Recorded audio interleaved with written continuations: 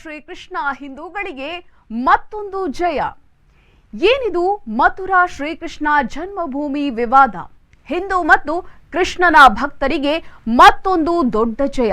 ಅರ್ಜಿ ಸಲ್ಲಿಸಿದ್ದ ಶ್ರೀಕೃಷ್ಣ ಜನ್ಮಭೂಮಿ ದೇವಾಲಯ ಟ್ರಸ್ಟ್ ಅಲಹಾಬಾದ್ ಹೈಕೋರ್ಟ್ನಿಂದ ಮಹತ್ವದ ಸೂಚನೆ.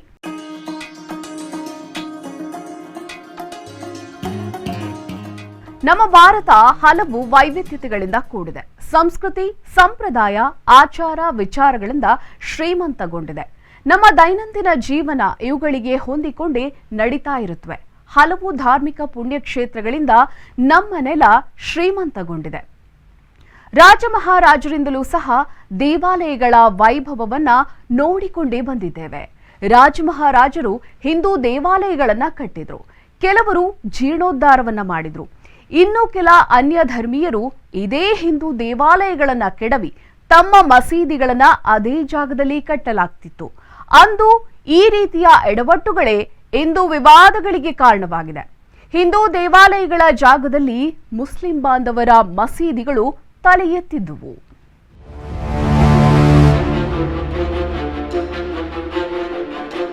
ಶತಮಾನಗಳೇ ಉರುಳಿದ್ರೂ ಹಿಂದೂ ದೇವಾಲಯಗಳ ಮತ್ತು ಮಸೀದಿಗಳ ಸ್ಥಳಗಳಿಗಾಗಿ ಹೋರಾಟಗಳು ನಡೀತಲೇ ಇವೆ. ಮೊಘಲರ ಕಾಲದಲ್ಲಿ ಹಿಂದೂ ದೇವಾಲಯಗಳನ್ನ ಕೆಡವಿದ್ರು. ಹಿಂದೂ ದೇವರ ಜನ್ಮಭೂಮಿಗಳ ಮೇಲೆ ಮಸೀದಿಗಳನ್ನು ಕಟ್ಟಿ ಇವತ್ತು ವಿವಾದಗಳನ್ನ ಎದುರಿಸಬೇಕಾಗ್ತಾ ಇದೆ. ಅದೇ ರೀತಿ ಹಿಂದೂಗಳಿಗೆ ಬಹುದೊಡ್ಡ ಜಯ ಸಿಕ್ಕಿದ್ದು ಅಯೋಧ್ಯೆ ರಾಮ ಮಂದಿರ ವಿಚಾರದಲ್ಲಿ. ಹೌದು ವೀಕ್ಷಕರೇ, ಅಯೋಧ್ಯೆ ರಾಮ ಮಂದಿರ ವಿವಾದ ಬಗೆಹರಿದು ಉದ್ಘಾಟನೆಗೆ ಸಜ್ಜಾಗಿದೆ. ಅದೇ ರೀತಿ ಕಾಶಿ ವಿಶ್ವನಾಥ ಮಂದಿರ ಆವರಣದ ಜ್ಞಾನವಾಪಿ ಮಸೀದಿ ಸರ್ವೆ ವರದಿ ಸಲ್ಲಿಕೆಗೆ ಕೌಂಟ್ ಡೌನ್ ಶುರುವಾಗಿದೆ. ಇದರ ಬೆನ್ನಲ್ಲೇ ಇದೀಗ ಶ್ರೀಕೃಷ್ಣ ಜನ್ಮಭೂಮಿ ವಿವಾದ ಪ್ರಕರಣದಲ್ಲಿ ಮಹತ್ವದ ಬೆಳವಣಿಗೆಯನ್ನ ಕಂಡಿದೆ.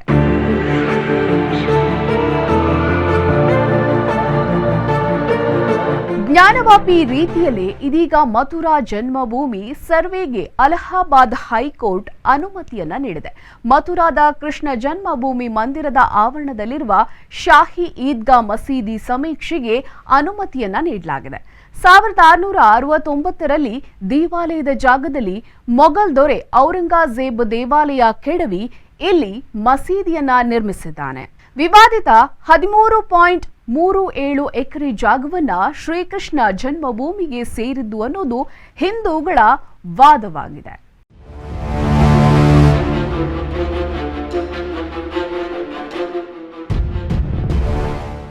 ಇಪ್ಪತ್ತನೇ ಶತಮಾನದಲ್ಲಿ ವಾರಣಾಸಿಯ ದೊರೆ ಈ ಜಾಗದ ಮಾಲೀಕರಾಗಿದ್ರು. 1935ರಲ್ಲಿ ಜಾಗ ವಾರಣಾಸಿ ದೊರೆಗೆ ಸೇರಿದ್ದು ಅಂತ ಹೈಕೋರ್ಟ್ ಹೇಳಿತು. 1944ರಲ್ಲಿ ಉದ್ಯಮಿ ಯುಗಲ್ ಕಿಶೋರ್ ಬಿರ್ಲಾ ಜಾಗವನ್ನ ಖರೀದಿಸಿ ಶ್ರೀಕೃಷ್ಣ ಜನ್ಮಸ್ಥಾನವನ್ನ ನಿರ್ಮಿಸಿದ್ರು. ಈದ್ಗಾ ಮಸೀದಿಯ ಜಾಗ ದೇವಾಲಯಕ್ಕೆ ಸೇರಿದ್ದು ಎಂಬುದಕ್ಕೆ ಸಾಕ್ಷಿಗಳು ಸೇರಿದಂತೆ ಹಲವಾರು ಕುರುಹುಗಳಿವೆ. ಈದ್ಗಾ ಮಸೀದಿಯ ಗೋಡೆಗಳ ಮೇಲೆ ಶೇಷನಾಗ ಕೆತ್ತನೆ ಕೂಡ ಇದೆ. ಜೊತೆಗೆ ಮಸೀದಿಯ ಗೋಡೆಗಳ ಮೇಲೆ ಕಮಲದ ಕೆತ್ತನೆ ಕೂಡ ಇದೆ. ಹೀಗಾಗಿ ದೇವಾಲಯದ ಜಾಗದಲ್ಲಿ ಮಸೀದಿ ನಿರ್ಮಾಣ ಮಾಡಲಾಗಿದೆ ಅಂತ ದೇವಾಲಯದ ಟ್ರಸ್ಟ್ ವಾದಿಸಿತ್ತು.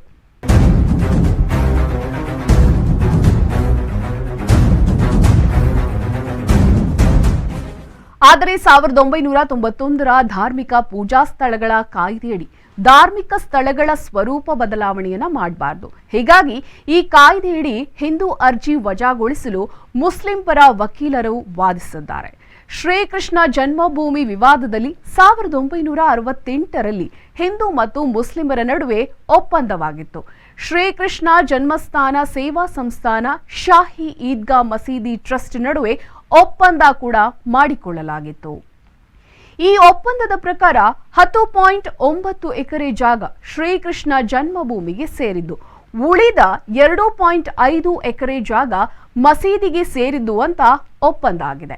ಈ ಒಪ್ಪಂದವನ್ನ ರದ್ದುಪಡಿಸಿ ಸಂಪೂರ್ಣ 13.37 ಎಕರೆ ಜಾಗವನ್ನ ಶ್ರೀಕೃಷ್ಣ ಜನ್ಮಭೂಮಿಗೆ ನೀಡಲು ಈಗ ಹಿಂದೂಗಳು ಅರ್ಜಿಯನ್ನ ಸಲ್ಲಿಸಿದ್ದಾರೆ.